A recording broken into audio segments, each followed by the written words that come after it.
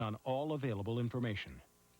Tonight on Sightings, many thought the mystery of the English crop circles was a hoax, but our ongoing investigation has uncovered startling evidence that may prove extraterrestrial contact. This intelligence is almost certainly not human. Then, what sinister spell has cursed the British royalty for 600 years? We uncover the royal curse tonight.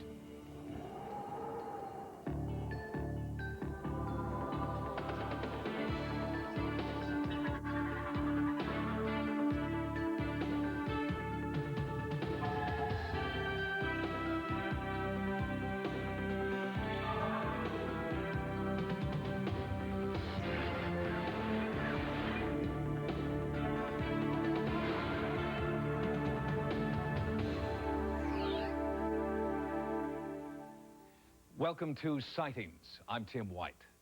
Since the early 1980s, over 2,000 crop circle formations have been discovered in 30 countries, and new ones are being reported every month. Theories about where they come from range from weather anomalies to extraterrestrials to crazed hedgehogs doing a mating dance. Well, obviously some theories are more credible than others, but the fact remains that something is happening in fields around the world that no one can fully explain. The stories of unexplained designs appearing mostly in the farm fields of England hit an all-time high in 1990. News media from around the world were quick to hail these enigmatic circles and lines as the strangest scientific discovery of the 20th century. For a brief period, crop circles became the darling of popular culture. But then, two hoaxers stepped forward to claim that they had created the crop circles. And just as quickly as the phenomenon began, the media dropped the crop circle story. The hoax theory stuck, and soon the only people still interested were hardcore theorists and scientists. Initially, these were simple single circles, but in 1990, the patterns became much more complex, dramatically so, and blew right out of the water some of the early theories. The early formations were the size of a domestic room. Now you have formation which are almost the size of Central Park, so that we have enormous growth, both in complexity and in size and in numbers. Michael Green is an archaeologist and architecture historian who is also one of the founding members of the Center for Crop Circle Studies. We're not a religious cult. We're not a strange, wacky branch of the UFO movement. We are trying to use rational means to establish what's going on. And the first thing we learnt, and this year in particular, is that there are a few hoaxes. I'm Dave Chorley, this is Doug Barr, and we are the two people that have created the crop circles in 1978 through to today. The most impressive thing to me, and the reason why I actually stopped and listened to what they had to say, was not really what they told me, but what they did in the field. Because when they did the demonstration out in Sussex at Chilgrove, the formation itself was quite messy, but it was amazing how quickly it happened. In 45 minutes, this huge formation was laid down, and that's even accounting for the fact that half the world's press were tramping around it as well with them, asking them for interviews at the same time. But Doug and Dave had only done a few of the hundreds of circles that had been done, and from the evidence, their public demonstrations in broad daylight, they weren't very good at it.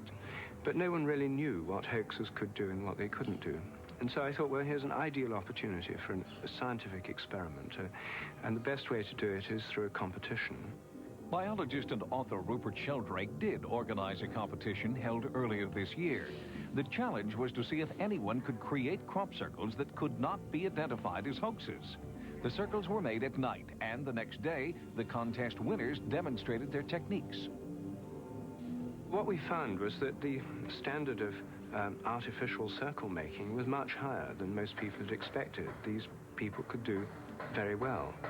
The standard was very high indeed, and the most surprising thing was that people could do all this in complete darkness with making very little noise.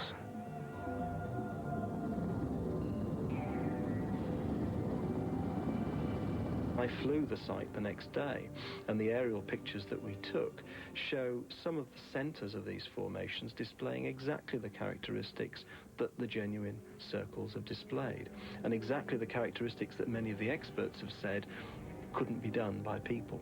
Things like making rings without having a hole in the center where somebody stands. Things like producing a radial effect where the crop splays out from a central point. And the team that won and the team that came second and third produced really marvelous formations which the judges were very impressed by. So what they show is that many of the features of crop circles could be hoaxes, but they don't show that they are hoaxes. And I mean, the analogy that I find most helpful is the fact you can forge a $20 bill doesn't prove that all $20 bills are forgeries. The first and primary feature, which is evident in the genuine phenomenon and not in the hoaxes, is the spiraling fingerprint. Colin Andrews heads up the Circles Phenomenon Research Group in Brantford, Connecticut. He has co-authored 2 books on crop circles and is believed to have visited more actual crop circle sites than any other researcher. This particular screen shows clearly the difference between the fingerprint, this is the print at the top here, of the genuine phenomenon, the real phenomenon, and all of those hoaxes which we're hearing so much about these days. Andrews believes that the most important patterns to be studied are those where the flow of the crops changes direction within a single circle, a pattern no human has yet been able to duplicate in public.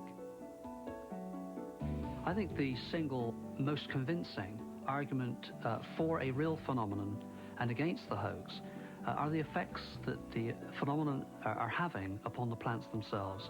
Dr. Levingood, a well-known physicist in the United States, has discovered changes in the structure of the plants themselves, in cell structure of the plants, molecular structure of the plants on a number of continents. When a formation hits, it just knocks the heck out of the embryo. They don't grow. The seeds don't develop. Dr. Levingood has discovered that the cell structure of the crops within a formation are distinctly different from undisturbed crops nearby, and that this new cell structure seriously alters the crop's growth. Let me get this straight. A plant that is in a formation undergoes an internal change so that seeds taken from that plant grow a different kind of plant or an altered plant? Altered in both the growth rate and the germination. In some cases, it increases quite significantly. Some people maintain that hoaxsters created not only some, but all of these formations. You buy that? Oh, God, no. No, this is utterly ridiculous. No. If they had that kind of energy, they wouldn't be wasting it out in the field making impressions in a crop.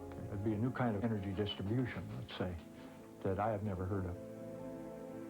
Mathematician Gerald Hawkins is another scientist with an intriguing theory. Professor Hawkins made his mark in the 1950s when he came up with an explanation for Stonehenge, still accepted today.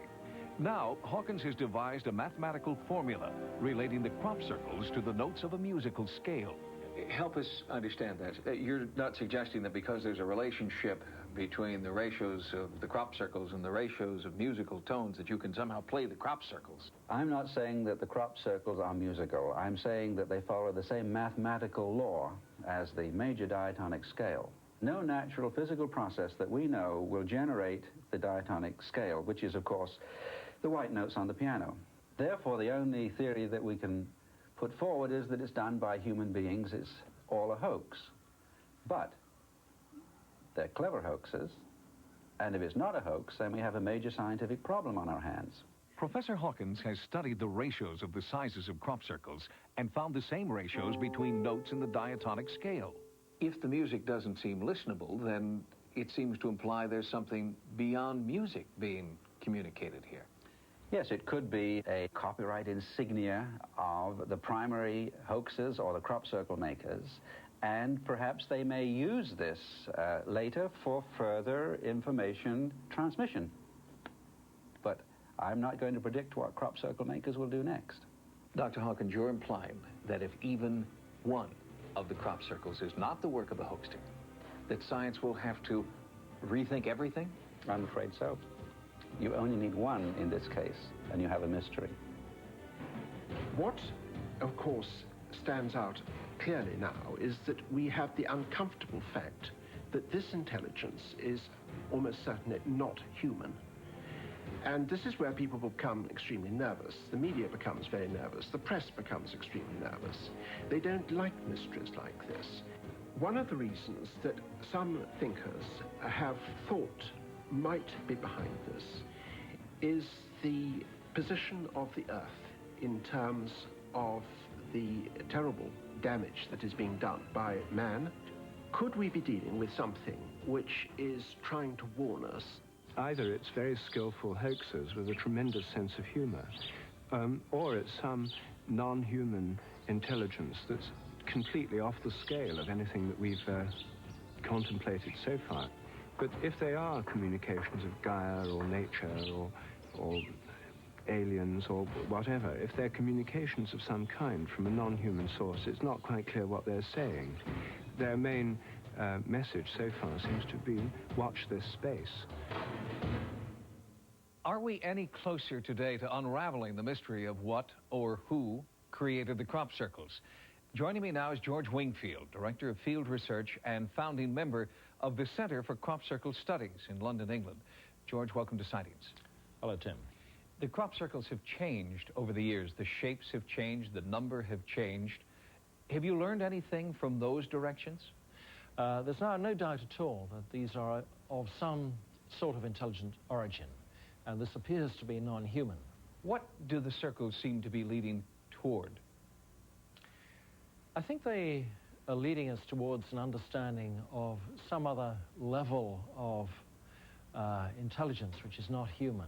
Do you believe, George, that the crop circles are an ancient phenomenon, that they've always been there, they just haven't been accounted for by modern means? No, I don't think so. I don't think so at all. I think the crop circles started appearing in quite recent times, probably less than 30 years ago. There may have been a few before that, but very, very few. For you, do the crop circles inspire hope or fear or merely curiosity? Well, they certainly inspire hope. I believe whatever is causing the circles is something which is benign. I don't believe there's anything hostile or evil here, which is what some people would have you to believe. George Wingfield, thank you very much. Thank you, Tim. And we'll be back with more sightings in just a moment. Coming up next, what sinister spell has cursed the royal family for 600 years? You can't escape it. We reveal the secrets of the royal curse next. Sightings is brought to you by Alka-Seltzer Plus Cold Medicine. Relieves your tough cold symptoms. It's tough medicine. Here's where Alka-Seltzer Plus fights tough colds. With tough congestion. Tough aches. Tough sore throat. This is why you need a tough medicine. Alka-Seltzer Plus Cold Medicine. The leading cold pill only relieves congestion, but Alka-Seltzer Plus relieves congestion, sore throat, headache, body aches. That's tough medicine. You bet it's tough. Alka-Seltzer Plus Cold Medicine. It's tough medicine. For a cold with a cough, try Alka-Seltzer Plus Cold and Cough Medicine. Just because you go all out, doesn't mean you gotta stink. Not if you're wearing this. And here comes your chance to prove it. And you will, because Old Spice works. Man, does it work. Fights wetness, kills bacteria. The proof? Hey, hotshot. You're looking at her. Old Spice Antiperspirant for great odor protection. You demand proof, not promises. Saturday. Experience the terror of a drive-by shooting. 28 rounds were fired into the house. Cops in Denver and all new episodes Saturday. It's not a night at the opera, but a perfect body slam can be a beautiful thing. Saturday night's main event right after Cops, Saturday on Fox. In the past 2 years, Britain's royal family has endured an unprecedented amount of scrutiny and negative press. And some people are not surprised because they believe the House of Windsor is suffering under an ancient curse. Are the Windsor curse and the current royal troubles just coincidence? Or can a curse really create scandal, hardship, and even death? A curse is one of the most ancient forms of ritual still surviving today. It can be an elaborate spell or hasty words. King Tut's tomb was believed to be cursed, and some of those who entered it did die under unusual circumstances. The Hope Diamond, the largest in the world, is also thought to carry a curse. But can people really be harmed by something that many believe is merely superstition? Curse is magic, black magic. That is a negative wish that can be made by word of mouth, by saying something that would harm somebody. Anybody can be victimized. Anybody is vulnerable. Throughout this century, Britain's royal family has been the object of scandal and tragedy. From the abdication of Edward VIII to the bloody terrorist attack that killed Prince Charles' favorite uncle. Recent revelations about Princess Diana's unhappy marriage and Fergie's impending divorce from Prince Andrew are just the latest misfortunes that some believe are caused by a little-known royal curse. If such a curse exists, could it explain why, for the first time, the role of the whole British monarchy is being questioned, and some are even calling for its end? In 1986, speculation arose that the personal and public misfortunes of the House of Windsor were due to a centuries-old curse. It was believed to have first taken its toll on the Queen Mother's family in the early 19th century at their ancestral home in Scotland. Rumors about the curse surfaced after it was revealed that two nieces of the Queen Mother, thought to be dead, had actually been hidden away in a mental hospital for over 40 years. The nieces, Nerissa and Catherine Bowes-Lyon, are also first cousins to Queen Elizabeth, who is a direct descendant of the Bowes-Lyon family. The fact is that the Queen has an enormous number of cousins, and if you looked through the list of them all, you would find all sorts of, unfortunate characters. So too, there were two nieces of the Queen Mother who, it was understood and indeed published that they had died many years ago.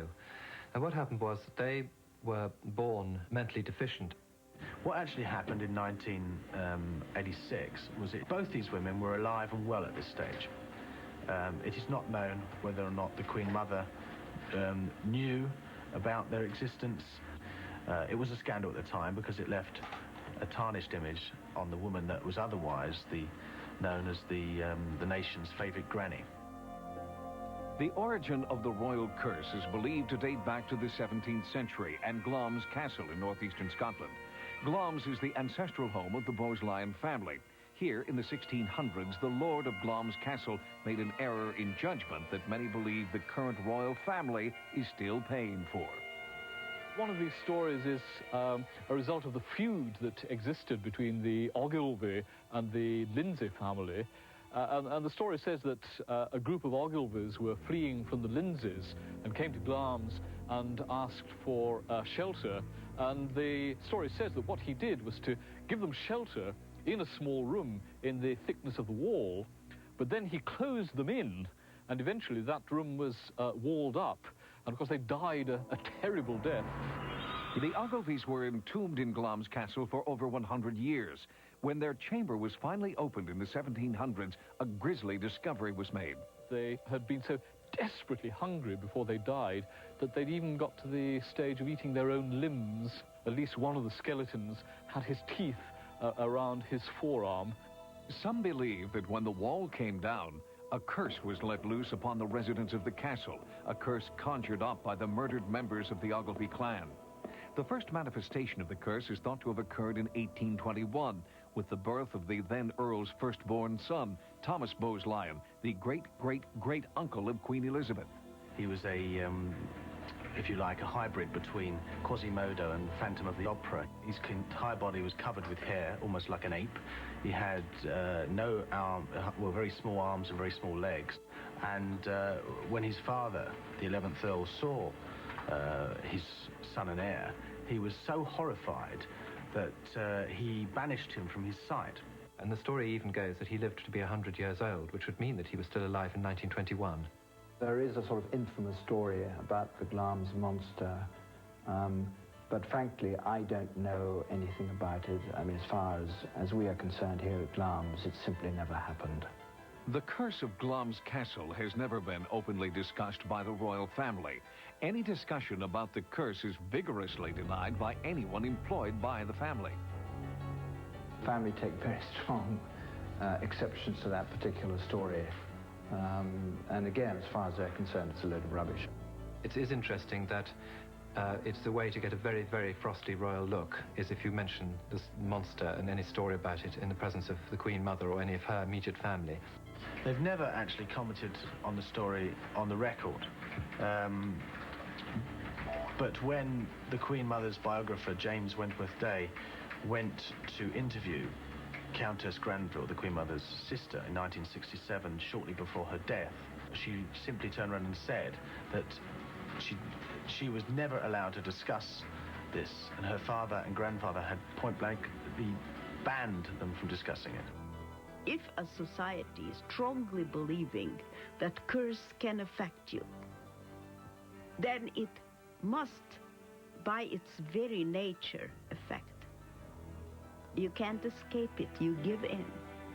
Will the curse ever end for the royal family? Or are they destined to eternal tragedy because of the murderous act of one of the Queen Mother's misguided ancestors?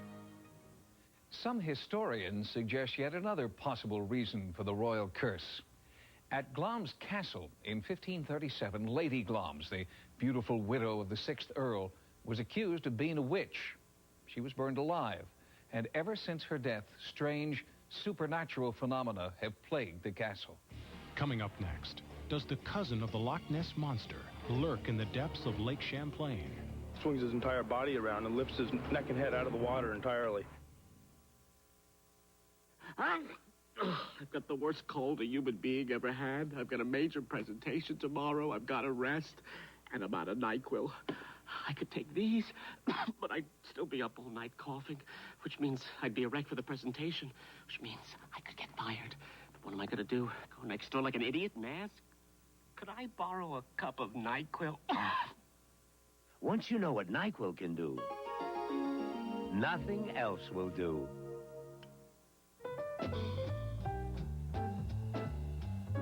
With its V6 engine, smooth, quiet ride, and easy front-wheel drive handling, the newest Mercury will, quite frankly, remind you of some cars you've driven before. That's what makes it so different. Introducing Mercury Villager. If it was just another minivan, it wouldn't be a Mercury. All this and the quality of a Mercury. I could tell something was wrong the minute I saw him coughing. Poor Timmy. He was coming down with a cold. I'll be right up. Can you get me a tissue? Mom, could you get us some Vapor Rub, too? So I rubbed Vicks Vapor Rub on his chest and his neck. The penetrating vapors work fast to relieve his cough and nasal congestion. So the next morning... Mr. Cuff, you're out of here. Hey, look who's out. Vicks Vapor Rub. Breathe the vapors. Breathe the relief. Tonight, L.A. Law's Corbin Burnson is a famous psychic. Make that ex-psychic. It's easy to foresee somebody's death if you're the killer. You and Lieutenant Marshak are on a case so mystifying. This is a clue. Only a mind reader could predict the outcome. And all new likely suspects next. Attention, all homeowners. Forecasters say a hard winter is on its way to the mid-state. Are you tired of spending too much on high-energy bills? Hardy Construction Polywood Tilt Replacement Windows can save you big dollars on your energy bills. Call today, and they'll pay for your first month's utility bill. The call and the information is free, and operators are standing by. This is a very limited time offer, so call Harding Construction today and start saving money. Call Collect 868-0520. That's 868-0520.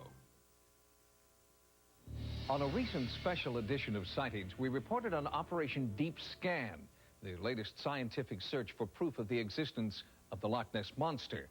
Now, an update on the findings of Operation Deep Scan and information about a lake monster sighted right here in the United States.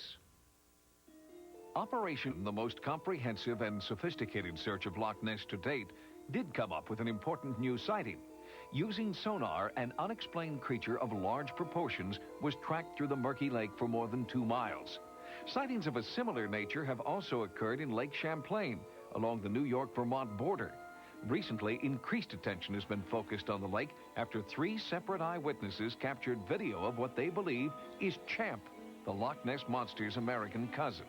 It was a huge black mat. It was just monster. It was scary. It was that big. Up came the neck and the head, literally like my hand is doing, It turned and it looked at me, and it turned and it went right back down into the water. He swings his neck around and lifts his tail up, swings his entire body around and lifts his neck and head out of the water entirely. Does a loop and, a whole big arch like this in the water and dives back in. A sightings investigative team is currently monitoring Lake Champlain. We'll bring you a full updated report of our findings in the coming weeks. Input from viewers is an important part of our sightings investigations. If you videotape or photograph what you believe to be paranormal activity, our sightings investigative team wants to know about it. To report your sightings, call the Sightings Hotline at 1-900-740-SIGHT. That's 1-900-740-SITE. Each call 75 cents a minute. Average call lasts 2 minutes, and you must be 18 years or older. Again, the Sightings Hotline is 1-900-740-7483. You're just in time.